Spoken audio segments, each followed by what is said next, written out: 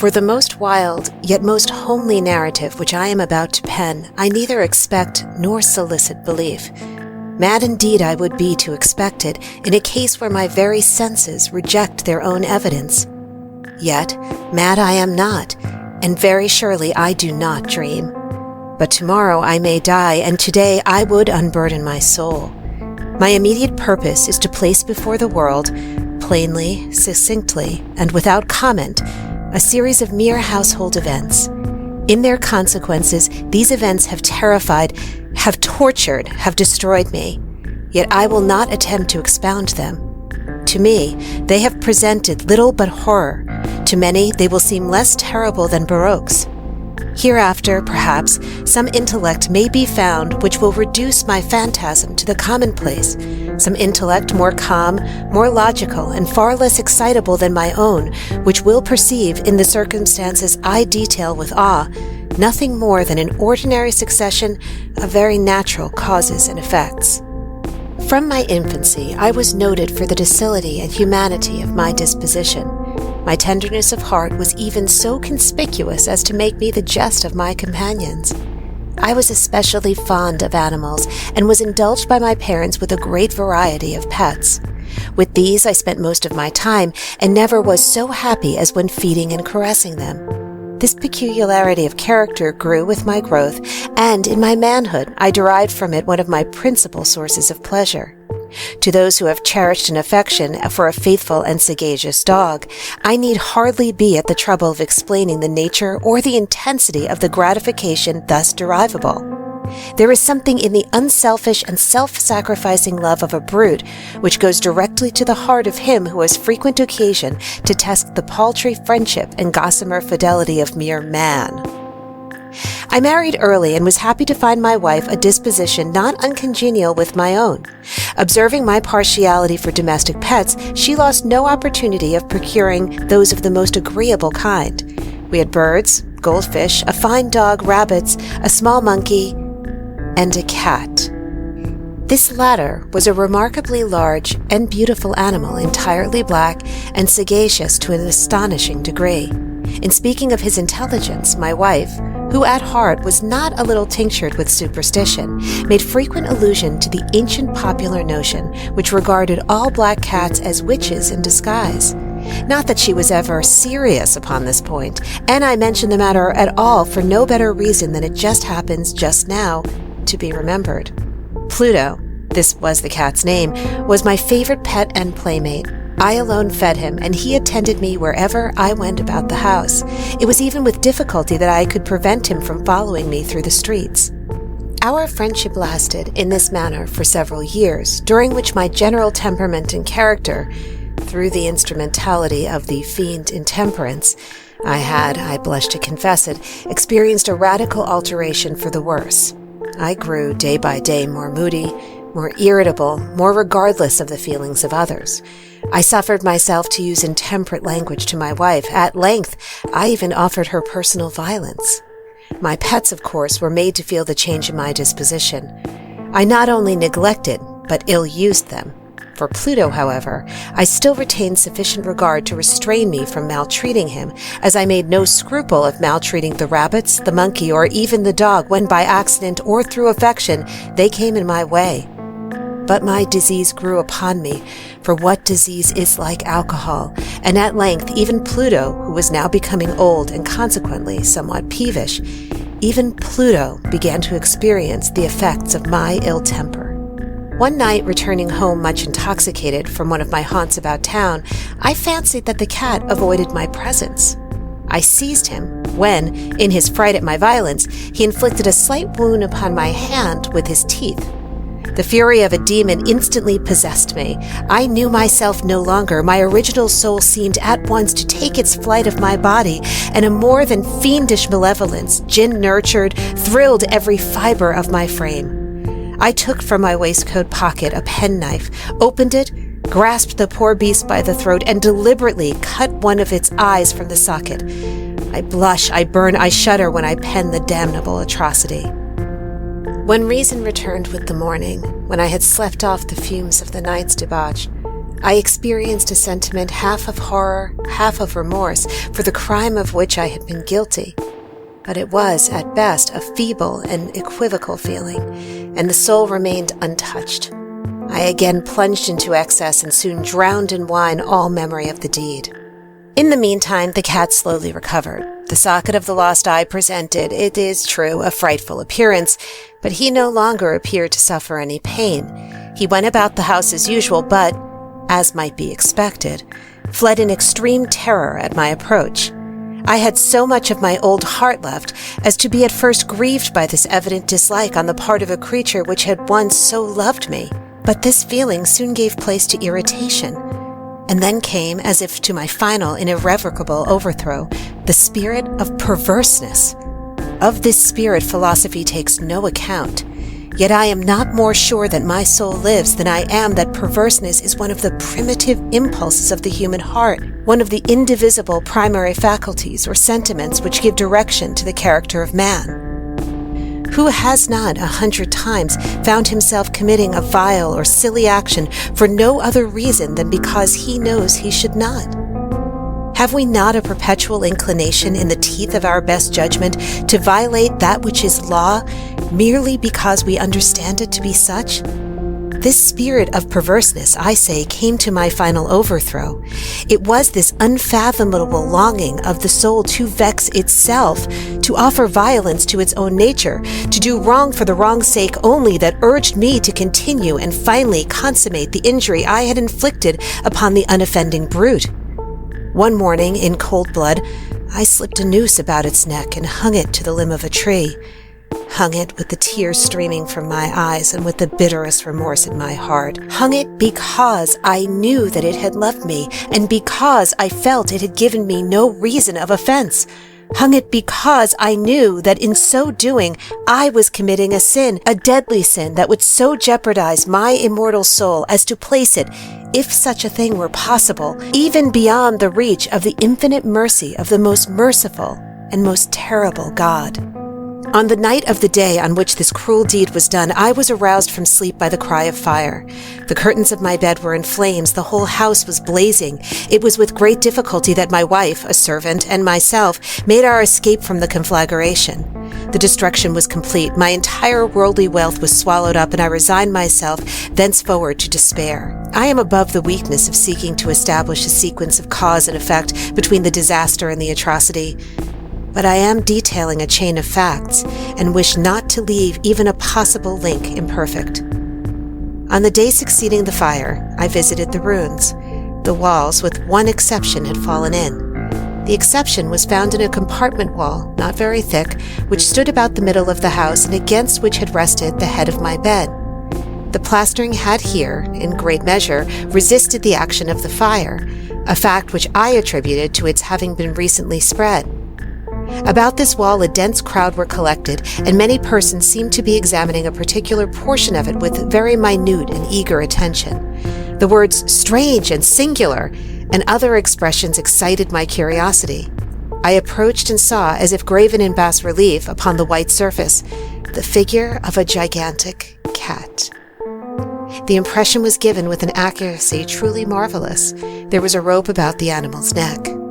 When I first beheld this apparition, for I could scarcely regard it as less, my wonder and my terror were extreme. But at length reflection came to my aid. The cat, I remembered, had been hung in a garden adjacent to the house. Upon the alarm of fire, this garden had been immediately filled by the crowd, by some one of whom the animal must have been cut from the tree and thrown through an open window into my chamber. This had probably been done with the view of arousing me from sleep. The falling of other walls had compressed the victim of my cruelty into the substance of the freshly spread plaster, the lime of which, with the flames and the ammonia from the carcass, had then accomplished the portraiture as I saw it. Although I had thus readily accounted to my own reason, if not altogether to my conscience, for the startling fact just detailed, it did not the less fail to make a deep impression upon my fancy. For months I could not rid myself of the phantasm of the cat, and during this period there came back into my spirit a half-sentiment that seemed, but was not, remorse. I went so far as to regret the loss of the animal and to look about me, among the vile haunts which I now habitually frequented, for another pet of the same species, and of somewhat similar appearance, with which to supply its place. One night, as I sat half stupefied in a den of more than infamy, my attention was suddenly drawn to some black object reposing upon the head of one of the immense hogsheads of gin or rum which constituted the chief furniture of the apartment. I had been looking steadily at the top of this hogshead for some minutes, and what now caused me surprise was the fact that I had not sooner perceived the object thereupon. I approached it and touched it with my hand. It was a black cat, a very large one, fully as large as Pluto and closely resembling him in every respect but one. Pluto had not a white hair upon any portion of his body, but this cat had a large, although indefinite, splotch of white covering nearly the whole region of the breast. Upon my touching him, he immediately arose, purred loudly, rubbed against my hand, and appeared delighted with my notice. This, then, was the very creature of which I was in search. I at once offered to purchase it of the landlord, but this person made no claim of it, knew nothing of it, never had seen it before. I continued my caresses, and, when I prepared to go home, the animal evinced a disposition to accompany me. I permitted it to do so, occasionally stooping and patting it as I proceeded. When it reached the house, it domesticated itself at once and became immediately a great favorite with my wife. For my own part, I soon found a dislike to it arising within me. This was just the reverse of what I had anticipated, but I know not how or why it was. Its evident fondness for myself rather disgusted and annoyed. By slow degrees, these feelings of disgust and annoyance rose into the bitterness of hatred. I avoided the creature. A certain sense of shame and the remembrance of my former deed of cruelty preventing me from physically abusing it, I did not for some weeks strike or otherwise violently ill-use it, but gradually, very gradually, I came to look upon it with unutterable loathing and to flee silently from its odious presence as if from the breath of pestilence. What added, no doubt, to my hatred of the beast was the discovery on the morning after I brought it home that, like Pluto, it had also been deprived of one of its eyes. This circumstance, however, only endeared it to my wife, who, as I have already said, possessed in high degree that humanity of feeling which had once been my distinguishing trait and the source of many of my simplest and purest pleasures. With my aversion to this cat, however, its partiality for myself seemed to increase. It followed my footsteps with a pertinacity which would be difficult to make the reader comprehend. Wherever I sat, it would crouch beneath my chair or spring upon my knees, covering me with its loathsome caresses. If I rose to walk, it would get between my feet and thus nearly throw me down, or, fastening its long and sharp claws in my dress, clamber in this manner to my breast. At such times, although I longed to destroy it with a blow, I was yet withheld from so doing, partly by a memory of my former crime, but chiefly, let me confess it at once, by absolute dread of the beast. This dread was not exactly a dread of physical evil, and yet I should be at a loss how otherwise to define it. I am almost ashamed to own, yes, even in this felon's cell, I am almost ashamed to own that the terror and horror with which the animal inspired me had been heightened by one of the merest chimeras it would be possible to conceive. My wife had called my attention more than once to the character of the mark of white hair of which I have spoken, and which constituted the sole visible difference between the strange beast and the one I had destroyed. The reader will remember that this mark, although large, had been originally very indefinite, but by slow degrees nearly imperceptible, and which for a long time my reason struggled to reject as fanciful, it had at length assumed a rigorous distinctness of outline. It was now the representation of an object that I shudder to name, and for this, above all, I loathed and dreaded and would have rid myself of the monster had I dared. It was now, as I say, the image of a hideous, of a ghastly thing, of the gallows. O mournful and terrible engine of horror and crime, of agony and death. And now, was I indeed wretched beyond the wretchedness of mere humanity? And a brute beast, whose fellow I had contemptuously destroyed, a brute beast to work out for me, a man fashioned in the image of the high God, so much of insufferable woe. Alas, neither by day nor by night knew I the blessing of rest any more. During the former, the creature left me no moment alone, and in the latter, I started hourly from dreams of unutterable fear to find the hot breath of the thing upon my face and its vast weight, an incarnate nightmare I had no power to shake off, incumbent eternally upon my heart. Beneath the pressure of torments such as these, the feeble remnant of the good within me succumbed. Evil thoughts became my sole intimates, the darkest and most evil of thoughts. The moodiness of my usual temper increased to hatred of all things and of all mankind, while from the sudden, frequent, and ungovernable outbursts of a fury to which I now blindly abandoned myself, my uncomplaining wife, alas, was the most usual and the most patient of sufferers. One day she accompanied me, upon some household errand, into the cellar of the old building which our poverty compelled us to inhabit. The cat followed me down the steep stairs, and, nearly throwing me headlong, exasperated me to madness. Uplifting an axe, and forgetting, in my wrath, the childish dread which had hitherto stayed my hand, I aimed a blow at the animal, which, of course, would have proved instantly fatal had it descended as I wished. But this blow was arrested by the hand of my wife. Goaded by the interference into a rage more than demoniacal, I withdrew my arm from her grasp and buried the axe in her brain. She fell dead upon the spot without a groan. This hideous murder accomplished, I set myself forthwith, and with entire deliberation, to the task of concealing the body. I knew that I could not remove it from the house either by day or by night without the risk of being observed by the neighbors. Many projects entered my mind. At one period, I thought of cutting the corpse into minute fragments and destroying them by fire. At another, I resolved to dig a grave for it in the floor of the cellar. Again, I deliberated about casting it in the well in the yard, about packing it in a box as if merchandise with the usual arrangements, and so getting a porter to take it from my house. Finally, I hit upon what I considered a far better expedient than either of these. I determined to wall it up in the cellar, as the monks of the Middle Ages are recorded to have walled up their victims.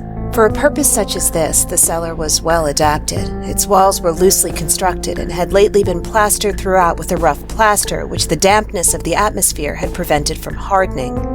Moreover, in one of the walls was a projection caused by a false chimney or fireplace that had been filled up and made to resemble the red of the cellar. I made no doubt that I could readily displace the bricks at this point, insert the corpse, and wall the whole up as before so that no eye could detect anything suspicious. And in this calculation, I was not deceived. By means of a crowbar, I easily dislodged the bricks, and, having carefully deposited the body against the inner wall, I propped it in that position while, with little trouble, I relaid the whole structure as it originally stood. Having procured mortar, sand, and hair with every possible precaution, I prepared a plaster which could not be distinguished from the old, and with this I very carefully went over the new brickwork. When I had finished, I felt satisfied that all was right. The wall did not present the slightest appearance of having been disturbed. The rubbish on the floor was picked up with the minutest care. I looked around triumphantly and said to myself, "Here at least, then, my labor has not been in vain." My next step was to look for the beast which had been the cause of so much wretchedness, for I had, at length, firmly resolved to put it to death. Had I been able to meet with it at the moment, there could have been no doubt of its fate. But it appeared that the crafty animal had been alarmed at the violence of my previous anger, and forbore to present itself in my present mood.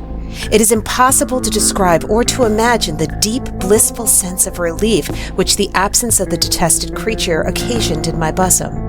It did not make its appearance during the night, and thus, for one night at least, since its introduction to the house, I soundly and tranquilly slept. I slept even with the burden of murder upon my soul.